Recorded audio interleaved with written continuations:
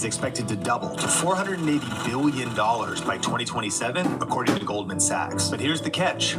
While the industry is exploding, creators are imploding. Ad revenue is down, algorithms are shifting, burnout is peaking, and trust in influencers is at an all-time low. So you're in the right place at the right time, but in 10 years you won't be, because this is 100% you can count on one thing. It's going to change. In this never-before-released keynote and in my exclusive conversation with Dave Ramsey, you're going to hear the blueprint for long-term success in a creator economy that's changing fast. Dave has navigated every major media shift, from radio to television to social media to YouTube. Today, he leads one of the most influential content networks online, multiple successful YouTube channels, impacting millions of people every single month. Focused intensity over time multiplied by God equals unstoppable momentum. And I want to encourage you to stick around until the end, because this isn't surface level strategy.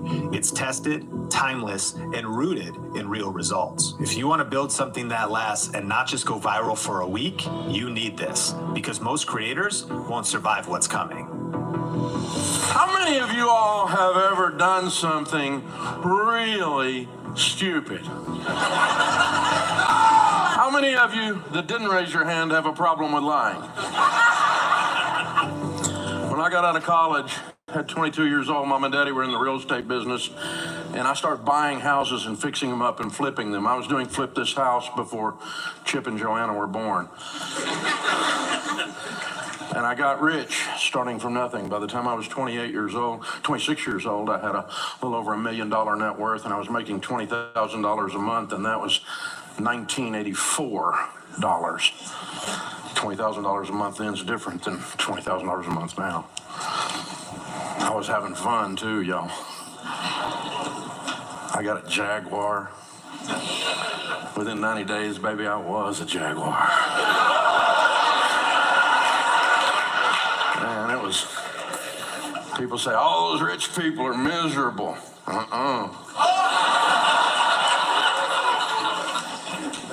But I'd borrowed too much money from the banks, and the banks looked down. One of them got sold, and the guy in another city looked down and said, a kid 26 years old owes us $1.2 million. This is scary. We're going to call his notes. And we spent the next 2.5 years of our life losing everything we own, and we hit bottom. I had met God on the way up. I know my friend John spoke this morning. He's an incredible speaker, isn't he? I had met God on the way up. I got to know him on the way down. We lost everything. With a brand new baby and a toddler and a marriage hanging on by a thread, we were bankrupt and got the opportunity to start over. And I started studying, because I have all these letters and licenses after my name, how money really works. And I started helping some people at our church just sit down and do a budget. And I found common sense. And it turns out that's like having a superpower. And I started helping people with that stuff. And my pastor walked by and he goes, hey, this story of you going up and then down, and now you're using that story to give people hope that are broke and broken too. You need to write that down, and you need to do a book. You need to write a book. And I said, you want me to write? I mean, you need to talk to my English professor in college. I turned in my first paper. The woman slit her wrist and bled all over it. It was all red. F, F, F. You don't know the English language, you're just a hillbilly, which is all true, but shouldn't have said it out loud. It was insulting. And a buddy of mine took me to an event that was this preacher guy that I didn't agree with on anything, but he sold books at the back of the room, like by the truckload. And have you ever watched somebody do something and you go, if that guy can do it, I know I can do it. Y'all ever done that? I went home and sat down at my computer and typed out what I thought was the first chapter. It ended up being the foreword to a little book. And it was on a brand new software that had just come out. Microsoft decided they were going to catch up with Apple. And they went from the green blinking lights to a brand new software called Windows. And it was the coolest thing, because I could select fonts, and it had clip art. And I just made a mess. And it was called Works for Windows. For those of you that don't know, Works was the first word processor. The Works came before the Word. That's actually theological. And so, so I sat down. I was doing real estate deals again, trying to eat and feed this little family of ours, trying to just survive because we were so scared we couldn't breathe. Our marriage is hanging on by a thread. Y'all ever get in that situation where you're hanging on, but sometimes it's just to get a better grip? You know what I'm talking about? Whew, man, my wife's from the hills of East Tennessee. Frying pan throwing there's an Olympic event. So we sat down at that little computer at night, and I would start typing, and I would look up, and it's like you look up from your editing now, and time has flown, and the sun's coming up, and I go, I didn't get any sleep, and I got to work today. But I had to get this, it had to happen. It's a creator's moment. You know what I'm talking about, when something, you're in the flow, and I'm just typing and typing and typing and typing and typing and typing. And I took it to a little print shop. The guy in my church had one of these little print shops, print up business cards and letterheads, and he printed up this stupid little book, and it looked awful. I mean, I'll show it to you. Y'all look at this. It's just, look how bad it looked. Where'd it go? Look at that thing. Isn't that a great cover? The thing on the left is a dot matrix printer. Some of you don't even know what that is. That was the manuscript, and then I later typeset it into that Works for Windows, and got a lady, I paid her $200 for this cover, and he called me. The day I started on talk radio, we got this little broke radio station in town that was in bankruptcy, and they agreed to let us work for free. And we went on the air taking financial questions, and I told them if we're bad, you can just cut our pay in half. And so we went on the air, and it was bad, y'all. It was like two hillbillies like Daryl and his other brother Daryl doing talk radio. I mean, you think I got a southern accent now. This was like WWTN, y'all call in. It was hee-haw on the radio. And every day the phone lines were jammed because they didn't care how I sounded. All they cared was that I cared. And there was somebody there that knew how they felt, and they could help them not be in the problem anymore. And the first day we went on the air, Gary called me, the guy that did the printing, and he said, those books are ready. You want to come get them? And I said, do I want to take the baby home from the hospital? Absolutely. Because no publisher would touch me. For really good reason, no publisher. It was awful. And I went, and we filled up the car. I had a 1995 Mark 7, the hump thing on the back, you know. And we filled up the car with books, and did like the Home Depot thing on the trunk and put the tie and just crammed them in the trunk, and the trunk's up. And I'm driving down the interstate like a lowrider with these books, taking them home and put them in my garage, and no bookstores would take them. And this was so long ago, and some of you will have to look this up on the internet, but we used to have these things called VHS tapes. And people would go to stores and rent them. And Jimmy Wright had the local VHS tape place at Smith Springs and Anderson Road there in Antioch, Tennessee, where Sharon and I lived, and we rented tapes from him all the time. And I went in and I said, Jimmy, I'm a good customer, and you're going to put these books on the counter right here with a little sign that I'm going to give you, and if you sell some of them, I'll cut you in. The first affiliate marketing program I ever did. And he put the books up on the counter after I had to kind of tell him I wasn't going to do business with him anymore if he didn't. I had to threaten him. But and I came back in there, but I talked about it on the radio. I said, the only place you can get these books is through the mail, because there wasn't the internet, remember. It's through the mail, or you can go to Jimmy Wright's over in Antioch. It's like he got a free ad on talk radio. And I went back in there, and the books were gone. I'm like, what'd you do with the books? And he goes, I sold them, doofus. He goes, have you got some more? And I went, uh-huh. And I went out, and I always carried them in the trunk of the car in case somebody wanted one. And in case I got pulled over by the cops, too, because you could talk them out of a ticket by helping them out of their debt. And then I finally got a bookstore to take them, and then another bookstore to take them, and we sold 35,000 of those. And then we put a new cover on it and added 4 chapters that were all the frequently asked questions on the radio show. We didn't call them that then, but that's what they were. What were the people wanting to know that the book didn't cover? Because I wanted the book to be the answer to anything you wanted to know about money. And And then we sold 147,000 of those, and it was the largest self-published book in Tennessee that year. And it was crazy, y'all. And then an agent called me and said, these people in New York want to buy your book. And I said, I don't think they have enough money. But she said, well, can they come talk? And I said, yeah, they should bring like several Brinks trucks. Because I needed them when I didn't have anybody to sell the stupid book, but now I'm making margin. Margin's better than royalty, boys and girls. So, and so they came down and talked. I said, I don't think they got enough money. It turns out they did. And we were able to negotiate a deal, and that book was Financial Peace. It's now 3.2 million copies have been sold of that one.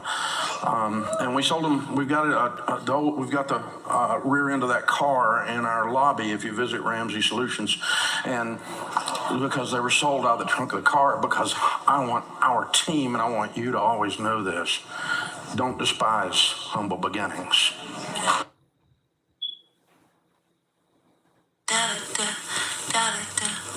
And I'll go.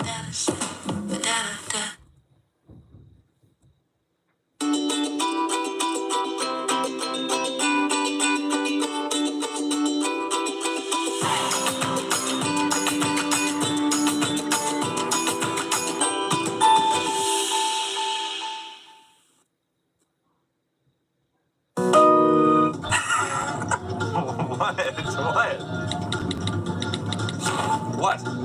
Oh! Okay. It suits you. Thank you. Dude, I am driving! Co-pilot. How about a goat? Bro!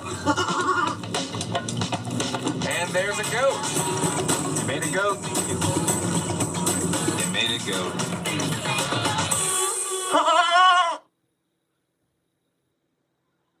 One of these people uses the new Colgate Total Active Prevention System. It's 15 times more effective at fighting the root cause of many oral health problems. As for the other guy, Sarah?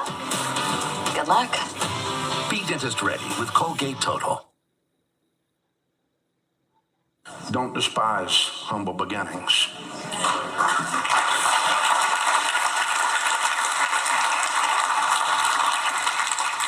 Now, there's a lot of different ways you can create content, and I've been sitting back there watching all these things. It's so amazing what some of you all do. You're so creative. I'm not. I just do one thing over and over and over, and nobody can tell me to stop, so I won't. Even if they tell me to stop, I don't. I just get louder, and it makes them even more pissed off. And so it's just, I just keep doing it over and over and over and over and over and over and over again, and I'm not taking a poll from the trolls. So it turns out if you try to lead your whole organization or your content creation based on what the masses say, you'll figure out the M is silent.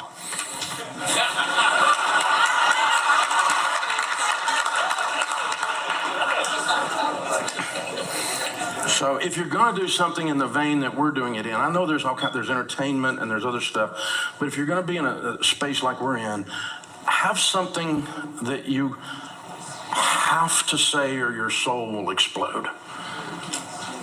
You can't not say it. No one can tell you not to say it because you just look at them like, well, you're crazy. Of course I'm going to say it. And just because you said not to say it means I'm going to say it that louder. And I'm going to, and then I'm going to be so successful that you look stupid. And I'm just going to go whip your butt in the marketplace. And because you can't tell me not to say this, because when it comes to financial stuff and leadership stuff, we found a cure for cancer, baby. And we've gotten 10 million people have gone through Financial Peace University.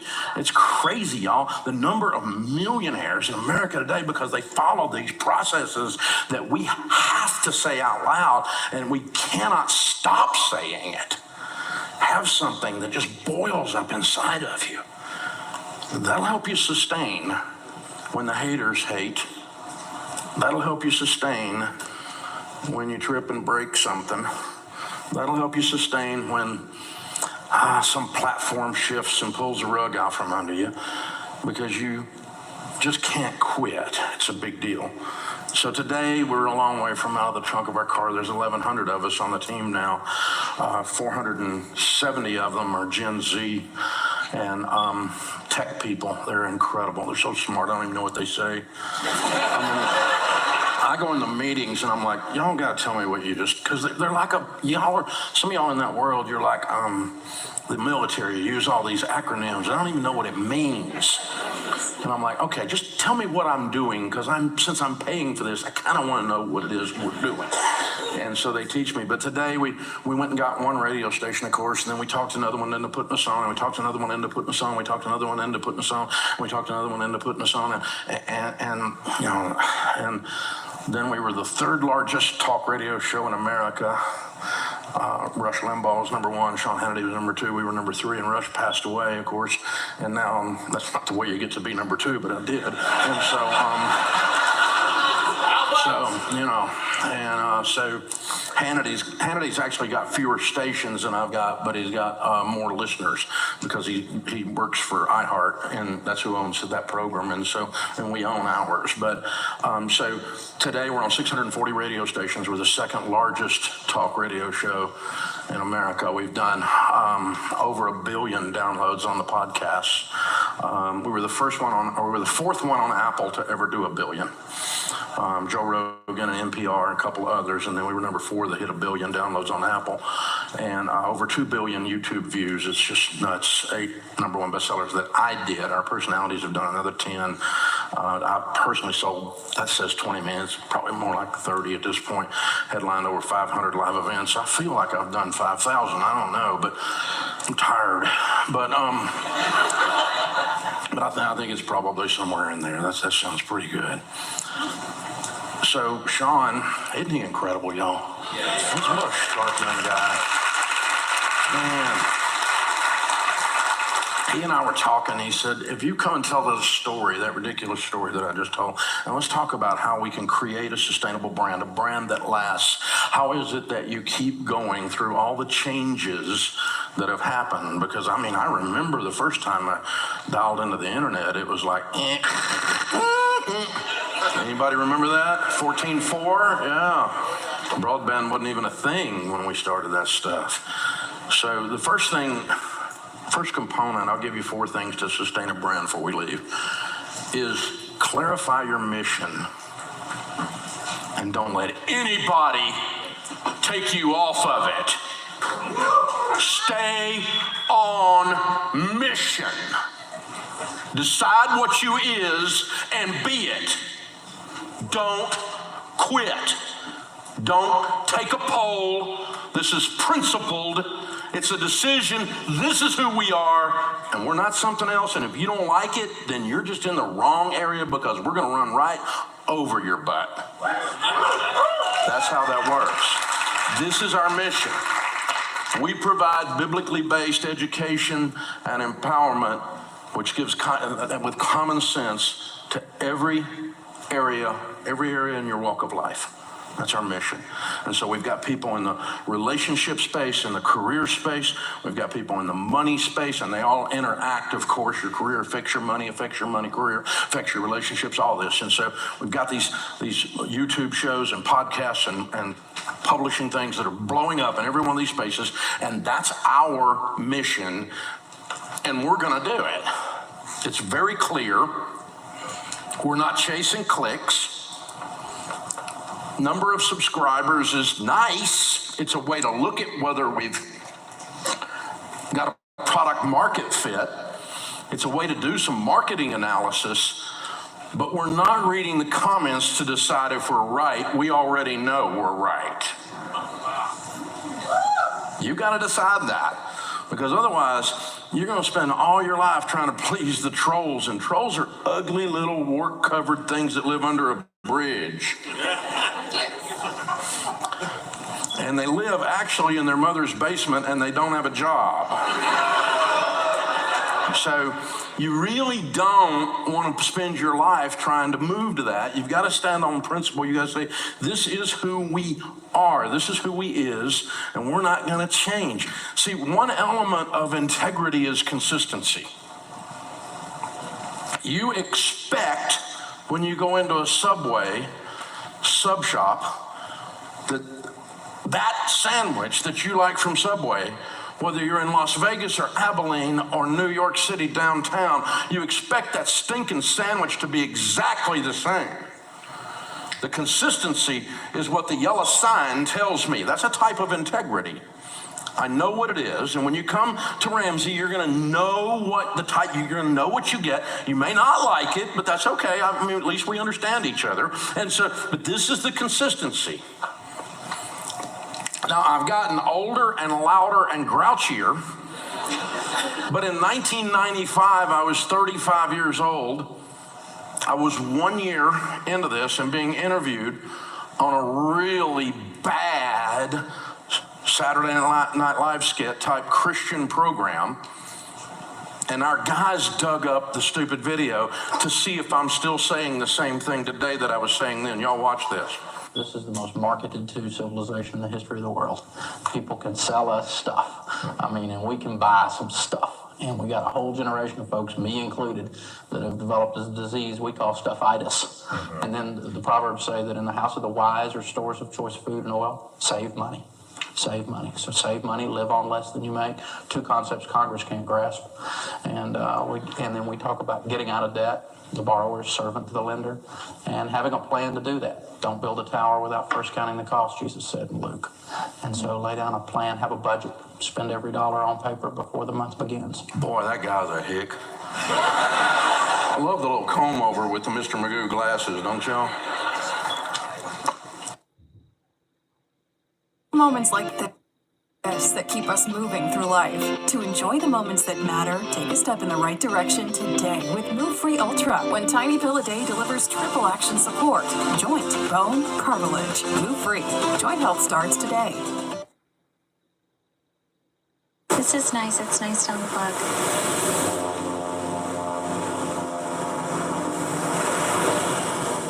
Just ignore it. Can't chill. Maybe you just need a Snickers ice cream. Just for Men gives you your strongest, fullest, thickest looking beard yet. Mustache and beard, now with keratin. In just 5 minutes, score your best beard ever. Just for Men.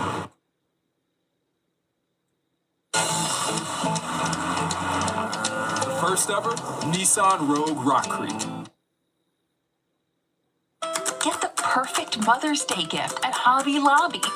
A mug that celebrates her, a figurine that makes her smile, or something special in the perfect place. Find Mother's Day gifts at Hobby Lobby. The joke still works because it's based in what we all know to be true. And that's why the humor works. It's based in the principle and it still runs. So you do have to iterate. You do change. You change how you approach the market. You change what you, how you look. You change, you can change a whole lot of stuff, but don't change who you are. Iterate like crazy, but be who you are. See, if you're just going for the clicks and the quick hits and the going viral, and sometimes some of our stuff goes viral and we're not even sure why it did. We had one that we dropped it on TikTok and on Instagram, and between the two, it went to 42 million in like 48 hours. It was just, and it was a 4-year-old clip, sawdust out of the show. We just put one of our social media guys clipped it out of the show from 4 years ago. It's not even the same set, not even the same building we're broadcasting from now. And I still don't know what was so engaging to the TikTok crowd about that. I'm not sure, but our TikTok guys are trying to figure it out, that's for sure. But it was just the same stuff. I mean, helping some woman get out of debt. She had $1 million in debt. I guess that's what it was, because it's such a big number, But you just can't be doing self-centered, I'm worried about what everybody thinks. It's not going to work. Y'all know the numbers. I'm sure you know, because y'all are sophisticated and you're learning from Sean. But it blows my mind. I have to remember 6% of the Twitter population, X population, does 88% of the posts. So,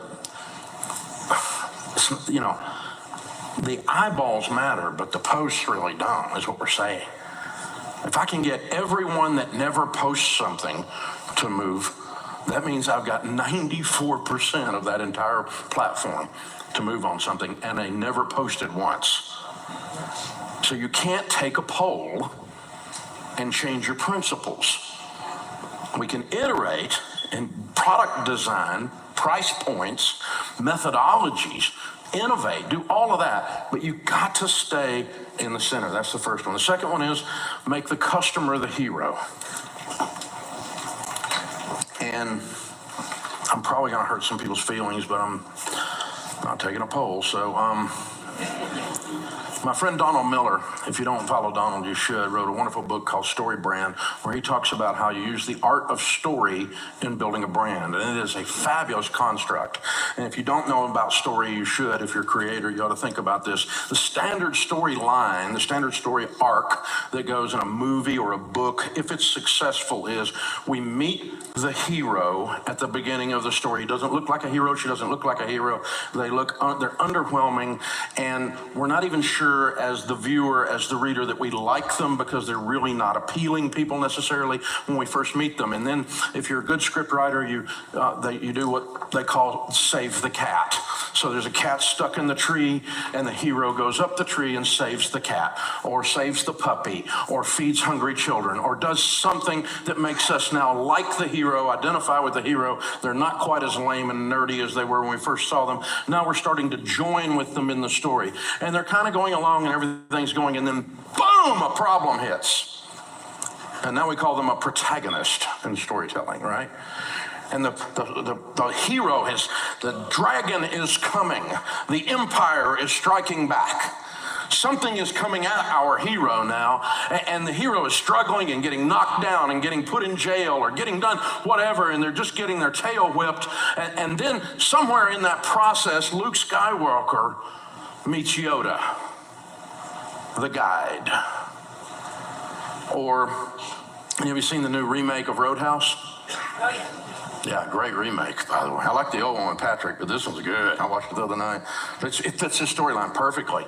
So you've got the hero, he comes to town, he's going to clean up the roadhouse, save the poor lady who's getting beat up on by the gangsters in the area and all this stuff. And the guide, in this case, in the new version, is the local sheriff's daughter, who is a doctor who's sewing up all the people this guy beats up. And so she doesn't like him at first, but then she tries to show him his way around the local politics as he has to finish cleaning up the roadhouse. And so the guide comes along, and Yoda comes along and shows Luke Skywalker how to master the Force. And so then of course we see them step out with the sword, with the whatever, and go and win the battle. They take down the dragon, they take down the empire, something happens. But by the end of the story, we've gone from we save the cat, we like them, oh no, our hero's getting their butt kicked, now, boom, they're down. The guide shows them what to do, dresses them up, hands them a lightsaber, and they go win. This is standard storytelling. Make sure in your customer's personal story, because we're all living a story, that your customer remains the hero, not you. Brands that make themselves the hero in the story, the customer doesn't know what to do with that, because in each of our personal lives, we automatically assume we're the hero in our own story. And if you come along with your brand right beside me and tell me you're a hero, now I'm confused. How's this story work? We got two heroes in the story. And it screws it up, and nobody can follow it. Your job is to be the guide. So when someone calls and says, Dave, you changed my life. No, I did not. I showed you how. And you went and changed your life. Because I don't want to be the hero in your story. I want my customer to be the hero in their own story. And then they'll tell everyone to watch the movie. They'll tell everyone to plug into the process that Yoda showed them. They'll tell everyone to do the stuff. That's what Sean is for you guys. Sean's standing up here all week as the guide. He's not taking credit for anything except he showed you how and encouraged you, and you went and did something. He made you believe you could, which is what a good guide does, right? And then you stood up and you went and made some stinking money. Whoa! And you did something you're proud of, and you tried something that was scary, and it didn't kill you. And that's what a good guide does. It stands them up, dusts off the hero, and sits them out there and makes them go win. Make your customer the hero. Sean is expert at this. I don't even know if he knows he's doing it. But I watched him back here doing it with you guys. He makes you guys the winners, because you are the heroes in your story. That's fine. Use humor. Don't hesitate to be a little cheesy, and have some hope. Give people hope in a culture where everyone tells them the whole thing's going to hell in a handbasket. It's not. It's a wonderful time to be alive.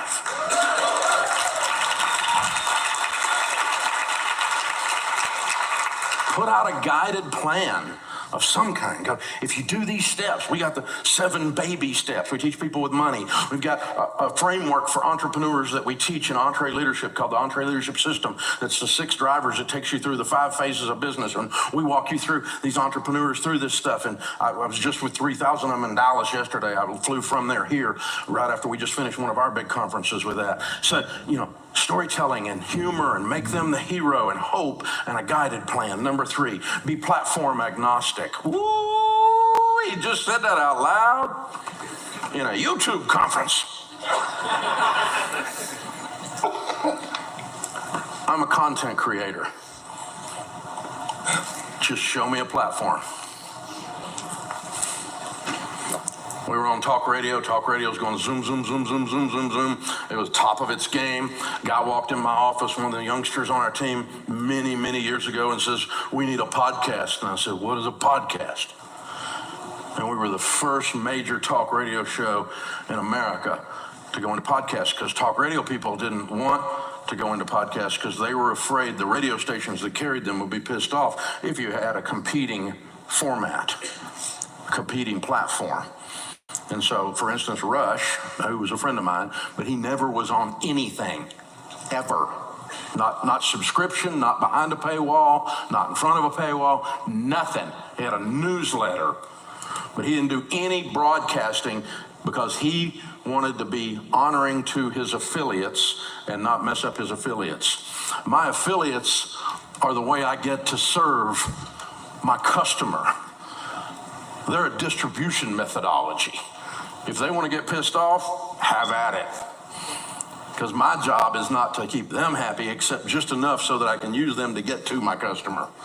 And that's not being manipulative, but I'm just not confused about who's wagging the tail on this dog. And so those affiliates, we decided, they put these 2 satellites up in there. There were 2 companies. One was called Sirius and one was called XM. We went on both of them. And then they couldn't make any money, and so they went together, and they still couldn't make any money, so they took Howard Stern. I think we got 2 channels that we fill up all the content on it right now with those guys. And it's not huge, it's not a big deal, but it's up there and it's fine. And we're on this and we're on that and we're on this. It wasn't 20 minutes ago, y'all, that they were dialing up. There was no broadband and YouTube wasn't a thing. In 10 years, where are we going to be? 2007, Fox called me. I've been doing stuff with them, and Neil Cavuto and Kevin and a couple of the guys that are executives came down. They said, "We're getting ready to launch a new network, and it's going to be HD, high def." 2007, the Dave Ramsey Show, prime time, had a 3-year contract on Fox Business when it launched. And Fox Business launched HD. It was a 1.5 years later before Fox converted to HD, and 1 year later than that before NBC did. And so, sure, we'll get on there. And I sucked at TV. My ratings went way up at first. Everybody loved that I was on there, everything. It was all great. And then they went in the toilet, and they said, "Okay, our demographic is, like 55-year-old white guys." And I'm like, none of them listen to me. None of them listen to me. I've got a good racial mix. I've got 34-year-old moms listening to me in the carpool line. That's who listens to me. And they put, what's the guy's name? He died. This guy on in the morning. He was 80 years old. And they changed the demographic of the whole viewership of the thing. And, that you could tell because the ads went to oxygen tank ads, right? It's like... Walk-in bathtubs and Snuggies are your ads, okay? So this is not going after the young crowd, I'm just saying. And so they kept going, what are we gonna do about your ratings? And I told Kevin, I said, look, you guys have me on a 3-year contract, and all the equipment is mine that you put in my studio, all this new HD stuff, when you fire me, and you need to fire me, and you also got to pay out the contract, but you still need to fire me, because I'm not going to be able to help you with these 85-year-old white guys. They're not my audience. And it's not, they already know to be out of debt, okay? I can't help you. And so they fired me, and it was awesome. But I got to be at the ground floor. I'm platform agnostic. I'll try anything. And most of it doesn't work, but I'm going to be out there trying anyway. We started YouTube, and we had all the commercial block in there. And, of course, nobody on YouTube wants 9 million commercials like you have in radio. I have 38 minutes of content an hour in talk radio. The rest of it's commercials. That sucks in the digital world. Can't exist in the digital world. So we had to build algorithms to strip all that out and repurpose it and put it back together real time to where within 30 minutes of me saying it live on talk radio, now it's on these other platforms with a proper amount of commercial space where we can monetize it at a digital level. Number 4, play long ball. Think long term. Think long term. Where are we going to be? Where are we going to be? The good news is it's hard to cancel me because I'm on everything. So if Spotify wants to get mad, there'll be something else, right? We're launching a third-party app, a first-party app, our own, so that we quit existing only on third-party. I mean, we're huge on YouTube. We understand. Y'all know the numbers on YouTube. I mean, they $32 billion in revenue this year, and NBC, ABC, CBS, and Fox combined were 31 million. Okay, YouTube is the 800-pound gorilla right now. So you're in the right place at the right time, but in 10 years you won't be. So you better be looking. What's going to change? Because this is 100% you can count on one thing. It's going to change. So you got to be thinking long ball. Be thinking long. I mean, think about it. When you started, some of y'all been in this, doing this a while. I mean, shorts have just now become something that we can actually track and leads to the long form, which drops them in our product funnel and leads them down, leads us to an actual book purchase or attending event purchase or going into one of our curriculums or something where we're actually monetizing them. But shorts for short purposes, just so I can get clicks? No, they have a reason for existing. And so we avoided them for a while, but boy, we all over them now because, I mean, it's like billions of hits on these things. And we're designing them so that they flow down the product funnel into a long form or directly into a product line, one of the two. And so now we like shorts. But if they quit doing that, we'll not like them anymore. You see, because we're using this, it's not using us. You don't follow the difference. My job is to help those people be heroes. That's my job. And however, I hate TikTok personally. I'm a boomer. I'm a 63-year-old overweight, no hair. I hate TikTok. But it's huge, and we're going to fill it up with good stuff to squeeze out some of the sewage where it ain't got room to exist, because we're going to fill it up with good stuff. And so we've just started chunking stuff in there, like by the truckload. And it's working. It's working. And I don't know that algorithm will exist. There's some interesting things about that. It's very questionable stuff, but right now, thank God I got the whole farm bet on that one horse, though, right? Because he come up lame, and then we lose the family farm. Because we bet the whole thing on one hand of cards. And so we're out there doing everything. Now, that's probably blasphemous to say in this room, but we're not a single medium operator, nor have we ever been, because we're really not YouTubers. We're content creators, and YouTube is one of the places we do it. We're really not podcasters. We're content creators, and podcasting is a really cool way we can do it because I can get straight to the consumer. I don't have a 27-year-old program manager in Amarillo, Texas, making a decision to take me off the air on talk radio. I can go straight to them through Spotify, straight to them through Apple. So I really like the distribution methodology from a business model standpoint. But that's how we think. We is who we is. We're principled. We're making the customer the hero. We're thinking where we're going to be in 10 years. We're thinking how we're going to do something that matters. We play it again in 10 years. Is it still going to be saying the same thing? Because we still believe, because we believed the right things. And so if you want to do something that's just splashy and fun, you're going to be okay. But I got to tell you this, there's data coming out right now. If you're consuming podcasts, go back and pull Huberman up the other day, and he's doing a great podcast if you can get through the egghead stuff. But it's so smart. But he had Cal Newton on there, and then Cal jumped on Rogan the other day and did the same stuff. And pick up that book and that piece of data. There's also another book about what's happening with the teenagers with their phones and the screens and the days of the influencer who has nothing to say and is nothing except what you want them to be that day. The birth of the reality show moving over into the space you and I are in, the days of that are gone. Those people just haven't gotten a memo yet, because Gen Z has no tolerance for bullcrap. They're very serious. They're very missional. They're very driven. They are not participation trophy, living in their mother's basement, useless snowflakes. They are not. I got 450 of them on my team. They get it, and they have no tolerance for something that's not authentic. They have no tolerance for something that isn't principled and isn't thinking long term and hasn't got their best interest at heart, and they can smell somebody who's a dancing poodle a mile away. And the dancing poodles hadn't all got the memo yet. Some of them are still moving product, but I got to tell you guys, it's not going to be long, because I've watched these sociological arcs happen in a marketing business setting over the overlap of media for 35 years now, and I've watched it move. And talk radio didn't get the memo that digital was going to take them out if they didn't cut their dadgum commercials back, because it's impossible to listen to it, because it's all commercials. It just drives your ears crazy. And so consequently, the revenues are off, their stock prices are off, the three big companies are in Chapter 11. I mean, it's a dadgum bloodbath. Thank God we hadn't bet the farm on one format. Even though that's the girl that brought me to the dance, and I still love her. I think she's awesome, but we didn't get married.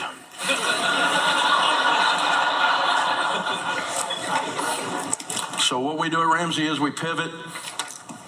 Y'all probably heard about that thing we had, the Fauci pandemic thing, and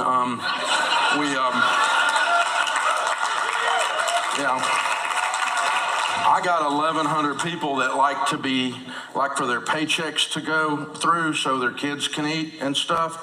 And that's my job as their leader. I'm responsible to them. And so we didn't quit. We just kept, we put all our guys, our leadership team in a boardroom every morning for 2 hours, and because we had entire segments of the business just evaporate when all that stuff happened. And some of it's just now coming back. Like, for instance, live events, okay? Just now really coming back to the level we had it before. Some of the other things came back quicker. Some of the other things we may never see them again. They're probably just gone. And so I got to feed all these people with that evaporation, and I got to create new opportunity in the middle of this freaking crisis. So we go into a wardroom and a war room, and here's what it looked like when we were doing it.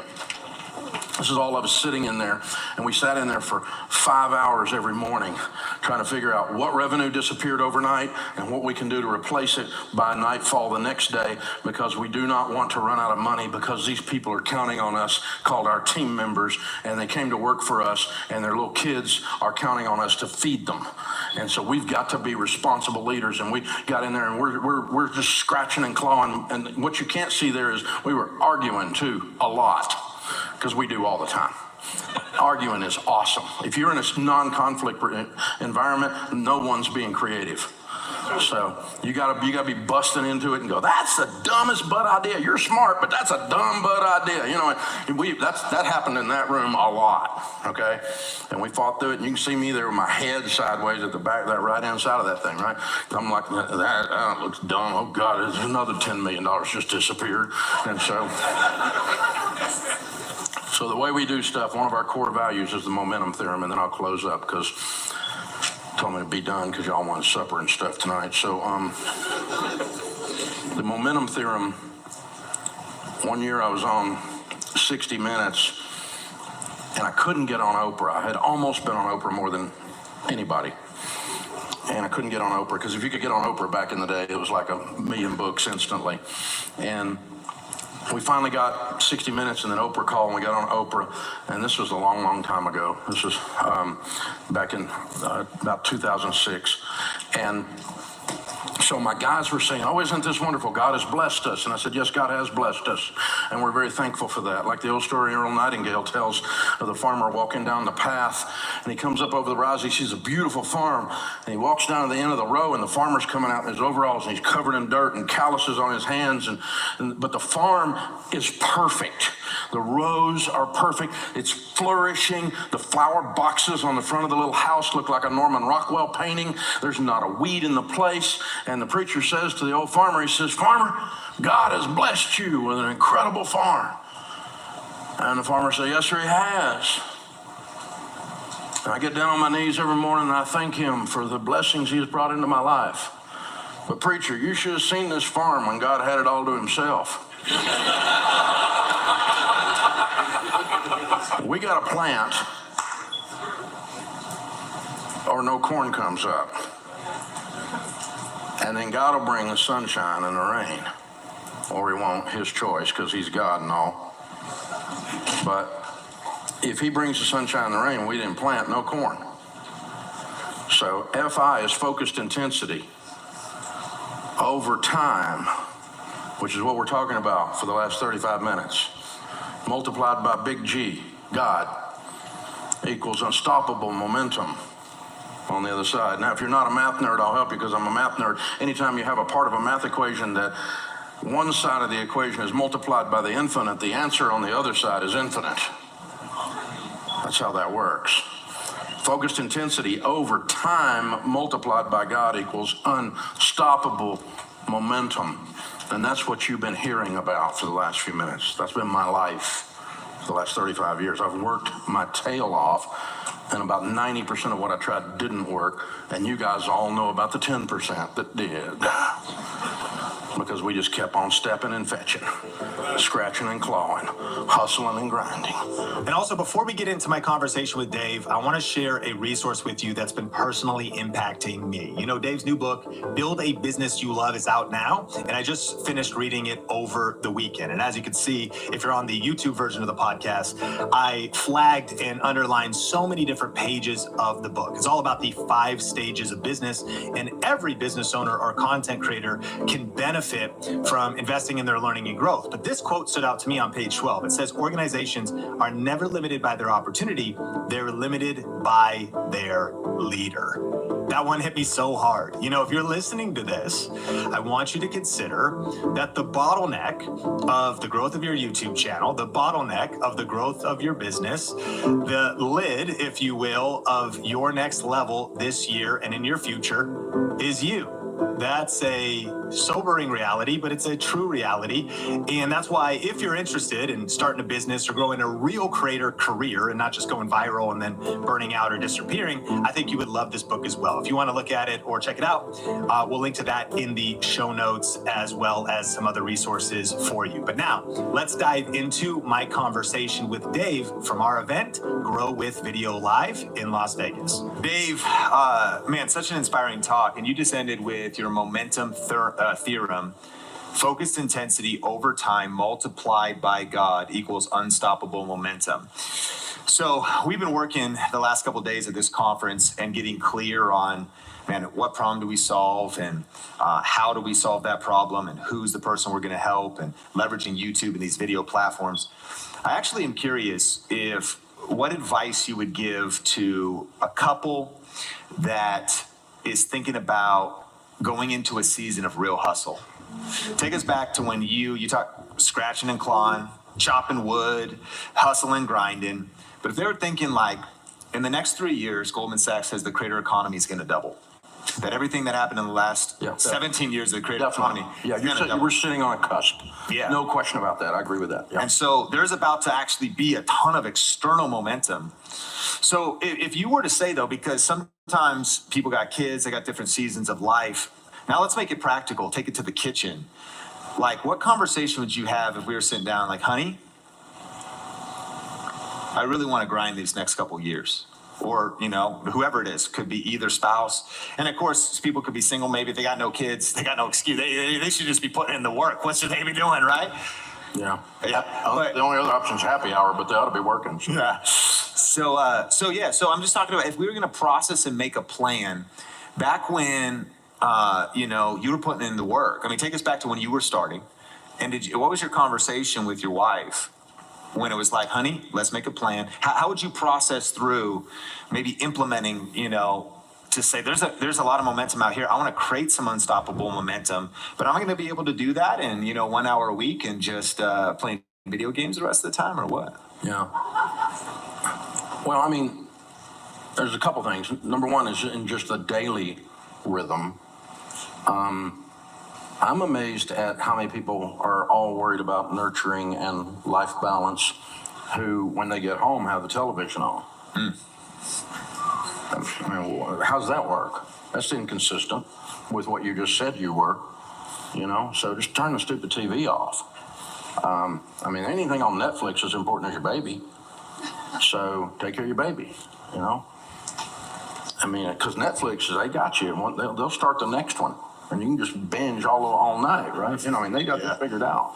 So, yeah, just turn the stupid TV off. The second thing we did was I learned, I'm a great leadership guy. He said, when you're at work, you've got the sword on, and you're doing battle, Braveheart, right? You're chopping your way through the enemy, you're fighting, and you're and when you pull up the driveway, stop a second and do what the men or women, the warriors of old would do.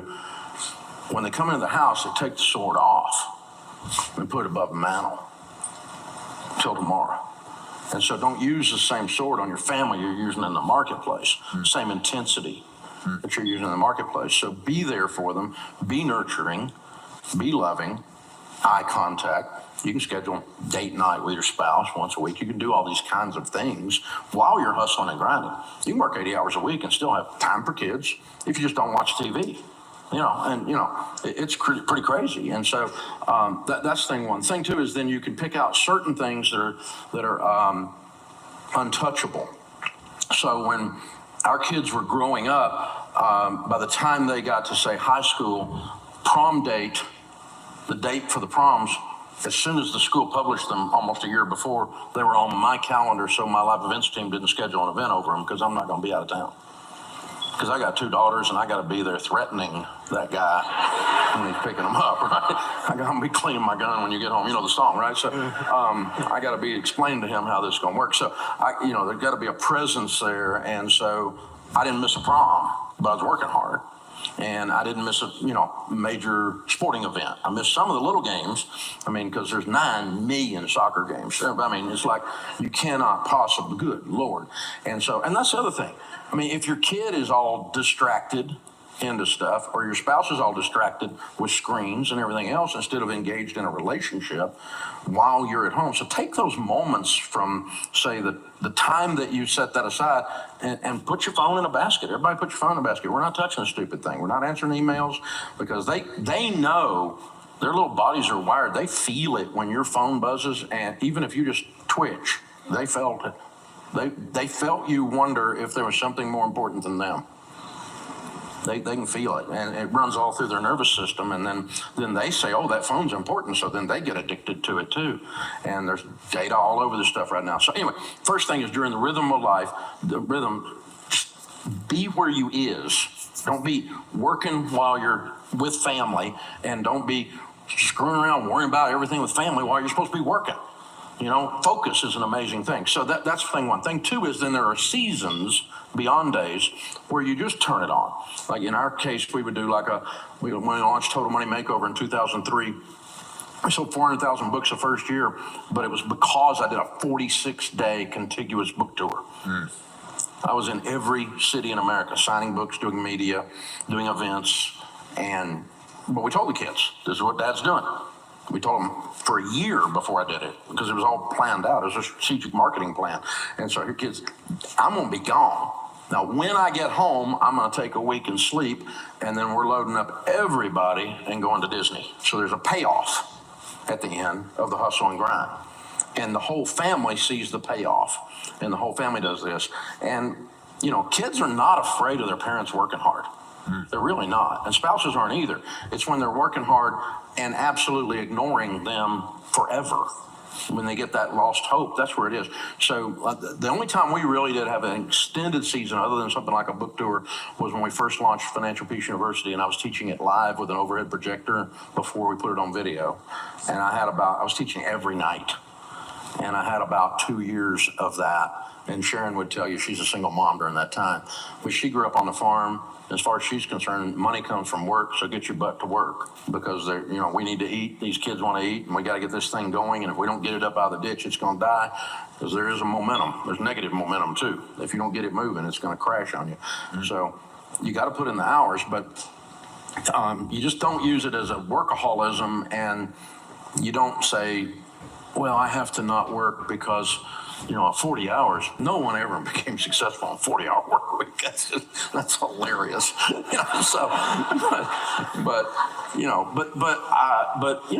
also just took 6 weeks and was in Cabo by myself with my wife just the other day, and we didn't do squat for 6 weeks. So, and the ratings on the show went up when I was gone. So the succession plan's working. So. Does that answer your question? I don't know. 100%. So strong. One of the things we've been talking about is figure out who you serve, and then figure out what problem do you solve, and then figure out how do you solve that problem, because there's different ways to solve problems. There's a lot of different people that have different approaches to finances.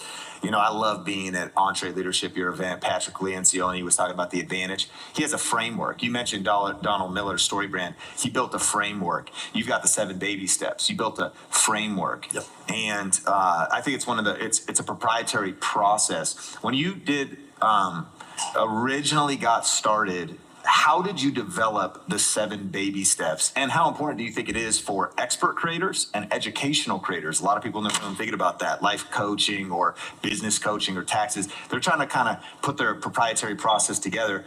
What do frameworks mean to you, and when did you create the first one, and kind of how did that come together? Because of Donald's friendship and impact on us, and Pat's both, we do it today very intentionally. And that's what I would recommend, as opposed to the way I did it, which is wandering around like you're lost. And but today we very intentionally, we do not want a Ken Coleman or Rachel Cruz book to go out, or concept to hit the market that doesn't have a clear path for the hero's journey. So we sit and we say, okay, because otherwise it's just a dog chasing its tail, and we all got a little smile out of it, and we so, but if you want the book to keep going and going and going and going and be there ready money, or you want the content or the video to be watched over and over and over and over again, it's got to take the hero to a place, to the next step in their journey, even if they see the other steps, but it's going to be a while. And so the baby steps is the first place we kept saying, okay, what is going on? And Donald said, well, you're the guide, and the guide is giving the hero the map to win the battle. And so you're serving it up. It's just in hero language is all it is, but it's still a clear path, a guided plan, whatever it is, that you just said. And it's all in that same bucket, the same genre. So, but when we did the baby steps, it was not. All I had there was I had the financial principles. Stay out of debt. You need life insurance. If you've got little kids, they're counting on you.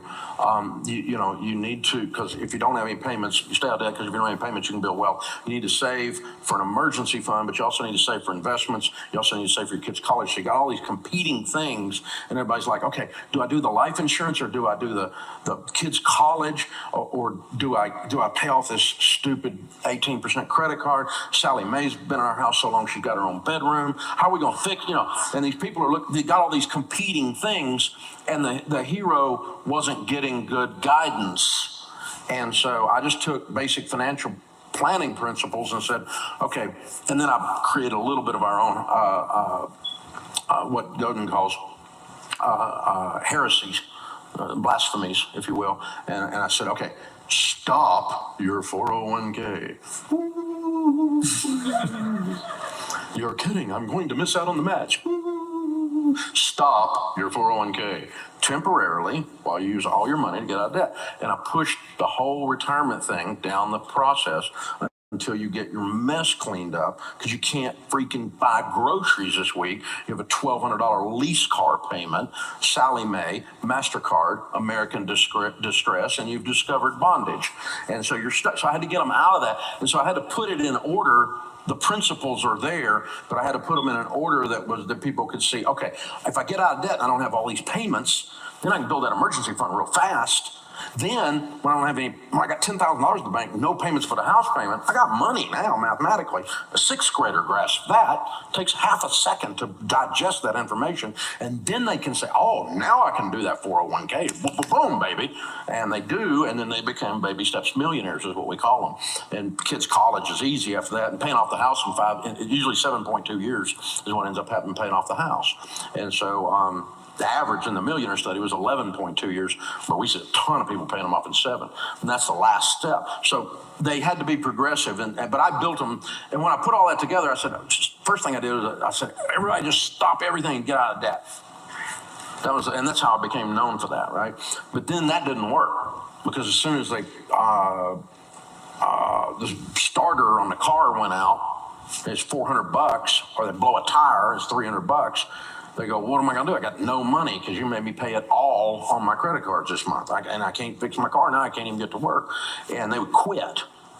They bail. And I went, okay, I got to give them a little pad on the front end, not enough to slow the process down, but enough to keep greasing the wheel when it starts squeaking. So we created Baby Step 1, and that's really when the baby steps were born. And it's only $1,000. Save $1,000, a starter. It's not enough. Emergency fund. It's just enough to catch the little stuff while you go attack your debt. And when the debt's gone, we'll go back to that, finish it with a fully funded. So anyway, we developed all that by trial and error and by sitting in small groups with the people and having these customer feedback. So we were iterating not the principles, back to the point of the talk, but we iterated the product line and the market fit, the product market fit. So we added the $1,000 baby step. We put the principles in an order that was digestible. Let's talk about leadership pain. I think that when you step into entrepreneurship, there's that quote in boxing, right? Everyone's got a plan until they step in the ring and then they get punched in the face. You've built so much and we got to tour Ramsey Solutions and you built this team. But man, with the stuff you've been through, whether that's, stuff with building teams, whether that's finances, all different things that could happen, no doubt about it, building something, there's going to be pain along the way. What is your advice for entrepreneurs, creatives that maybe just have had some recent trauma? Maybe it's been external, meaning outside of the business, and they're trying to build the business while they got, some problems at home, they're in counseling, they got marriage going on. Maybe they've just had a hard staff transition, or they've been betrayed, or something has happened. Like, when you're building something hard, pain's going to come with it. What have you learned about how did you process the pain? How have you maybe kept your head right, your heart right? John Johnson, the editor of Ebony Magazine, said the entrepreneur is the only person who can go from sheer terror to sheer exhilaration and back again every 24 hours. And so, like, I was being interviewed by one of these newspaper reporters, and they were asking dumb butt newspaper reporter questions. And she's like, when you started, did you have any idea it would be this big? And I went, yeah, I'm getting people out of debt. It's not exactly a small market. I mean, it's like everybody, it's not, it's not like a nuanced market. I knew what I didn't know is how hard it was going to be. What I didn't know is I'm going to have a $150 million payroll with 1,100 people.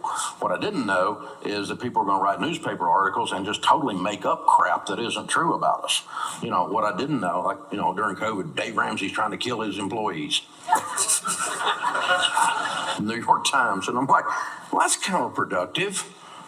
Why would I kill my employees? I would have to go get more.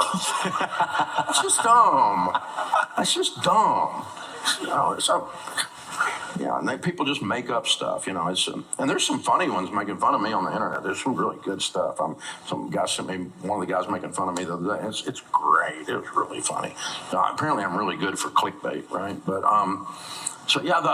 those don't hurt my feelings. But you're right. The truth is that I don't know that I haven't always done it right. I know I haven't done it right. I haven't.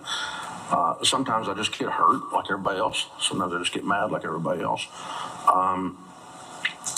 But again, the sustainability of a calling versus I'm just trying to do something for money.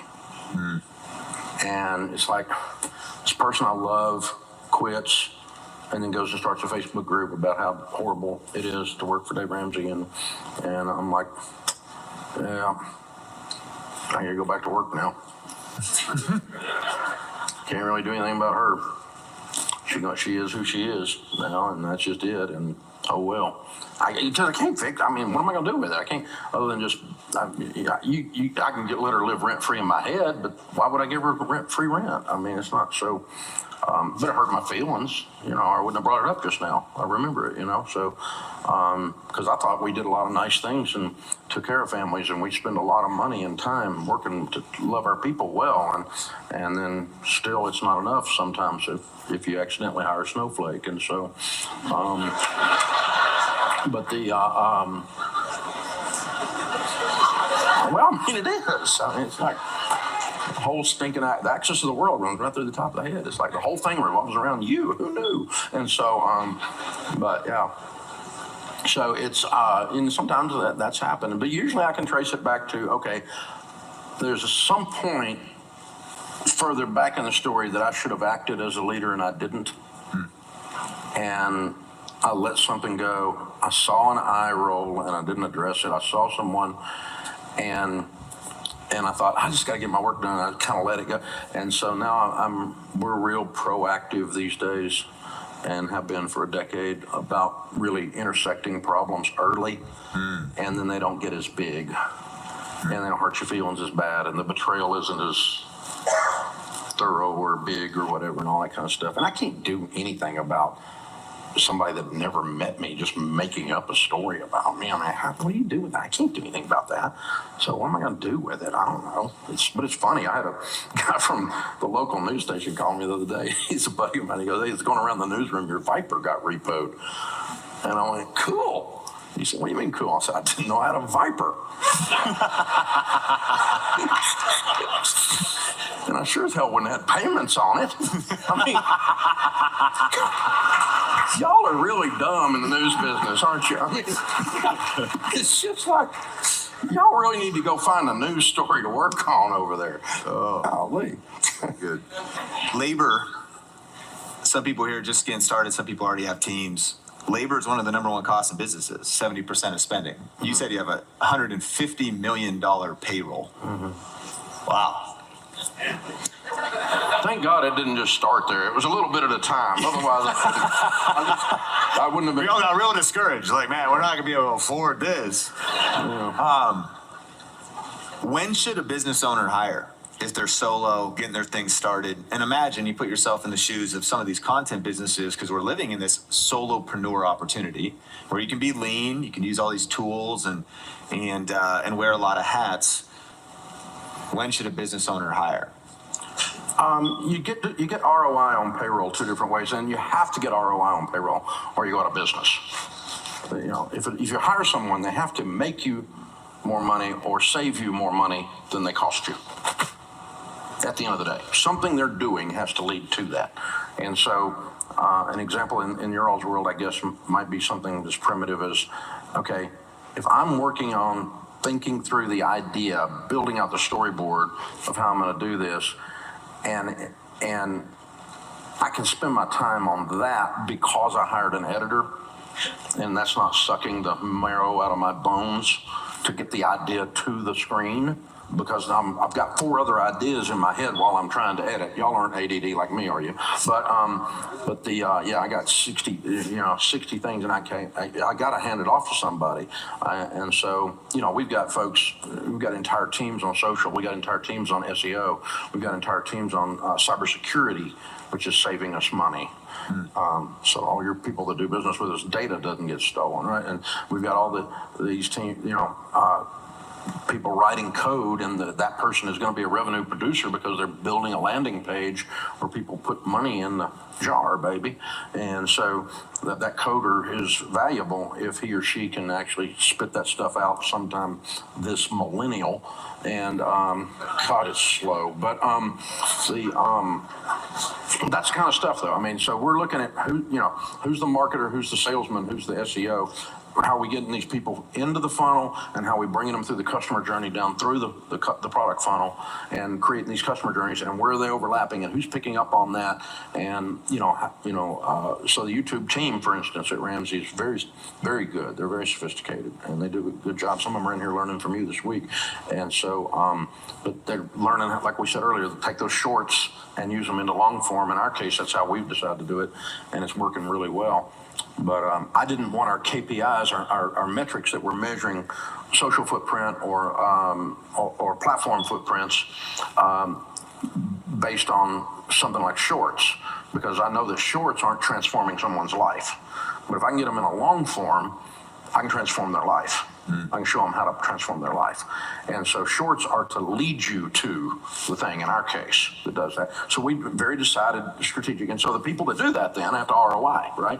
And so if the shorts, for instance, aren't converting, if we don't have a conversion rate, we don't have a sell-through rate of some kind in that customer journey, and we can't measure that, or we're not measuring it, then all these people we're paying to do this stuff over here aren't ROIing, and that's really a bad idea. So, it's very, very that way. But anything that can save me money, because I can work on the business instead of just in the business, because it sets me free. In the early days, the first 10 people you hire, that's what you're doing a lot of.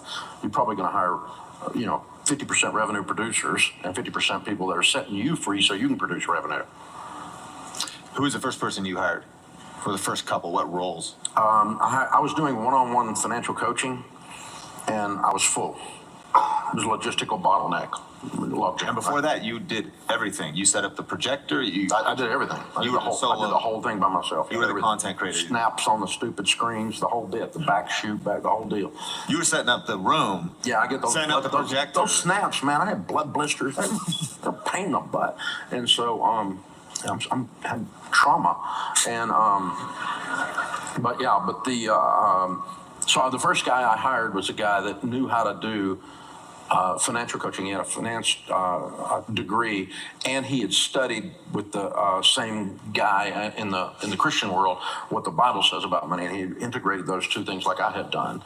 And so we're using that as common sense, not some mystical thing. We're not smacking you in the forehead or anything, but we're just trying to go, okay, this is what God says, and he's like in charge and stuff, and he knows, so here's how we're going to do it, and we're going to get you on a budget, we're going to live on less when we make those kinds of things. And he started taking some of the counseling load. So that, because I'm doing radio 3 hours a day, still do it 3 hours a day, and got to run the business, and at night I've got the overhead projector out. So he was able to add revenue more than he cost the first day he came on the job. That was the first guy I hired. The second person I hired was a lady to help us answer the phone and make copies for the workbooks we were going to do that night and stuff like that. Because if I'm standing at the copier, but doing that, then I'm not doing one-on-one coaching, or I'm not out meeting with an advertiser trying to sell an ad on this radio show to try to actually make the thing quit losing money. It bled red ink for a while, and that's the first two we hired. I'm trying to remember what the third one was. I think the third one was another revenue producer. Obviously, all the way since then, you've had to level up so many times to handle what does it mean to structure a team, org chart, leadership, staff, more staff, different levels, all the different levels.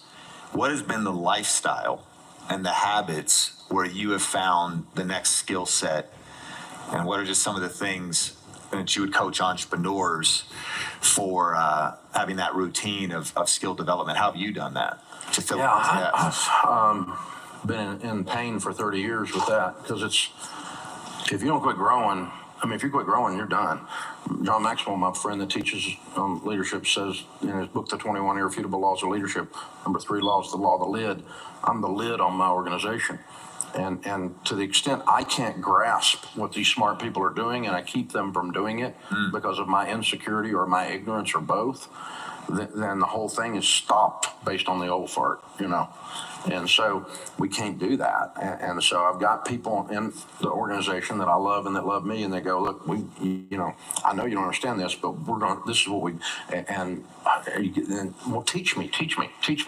And so, I'm sure at some point I'll be a hologram, so I just got to figure out how to do it, So, I don't know how it works, though. I don't know. I don't understand all of it, and so, but I do know how customers think about our stuff because I'm in a unique position, and you guys are as content creators too, where you're having a constant flow of interaction with your customer. Very few owners of business stay on the front line, but I'm taking radio calls 3 hours a day. So 5 days a week, 4 days a week now. I quit working Fridays, but I mean, so I've got thousands of hours of user experience with my consumers. So when I get a creative stick something in front of me, and I'm going, do you even know who's on the other end of our phone? There's no felt need here. There's no brand differentiation here. It's pretty, but it sucks, and so then we get to do it over because Dave actually knows how the customer works. So anyway, I have to grow, read. I've read everything John Maxwell writes, everything Pat Lencioni writes, they're friends. Everything Henry Cloud writes, they're friend. He's a friend. Malcolm Gladwell is an acquaintance. I read everything he writes. Jim Collins is speaking at Entree Leadership next year and spoke with me before. And God, talk about smart. Oh, God, he's so smart. Yeah, everything Jim writes for sure. And I have to read it twice to understand it. But yeah, I just have to keep leveling up and learning because obviously the guy that ran the business, that guy on the video there a while ago, he was a boss. He wasn't a leader. I mean, bosses push, leaders pull. And I had to get around front of the thing and start pulling people or leaving them at the train station and leaving them because they wouldn't keep up, one of the two. But I got tired of driving the cattle from behind. You're moving at the speed of your lowest common denominator when you're doing that. That's a bad plan. So we get out front and go, train leaving. Y'all want on? Nope. Here we go. So setting a vision. This is where we're going. This is who we are. Keep up. By God, keep up. And then I had to lead the charge on. I had to be keeping up with myself. So it's a constant thing. Doing stuff like y'all are doing right here is absolutely vital. You don't keep feeding your brain new stuff and thinking new things and having somebody upset you, because you're frustrated because you didn't know that. You feel dumb. I don't know how y'all, that bothers me when I feel dumb. So, yeah, but I'm constantly being bothered. So I'm curious, kid. You have 13 core values? 14. Yeah. 14 core values. I was walking with one of your team at Ramsey Solutions, and they said, I think when a new team member joins right now, they have to read 5 books in the first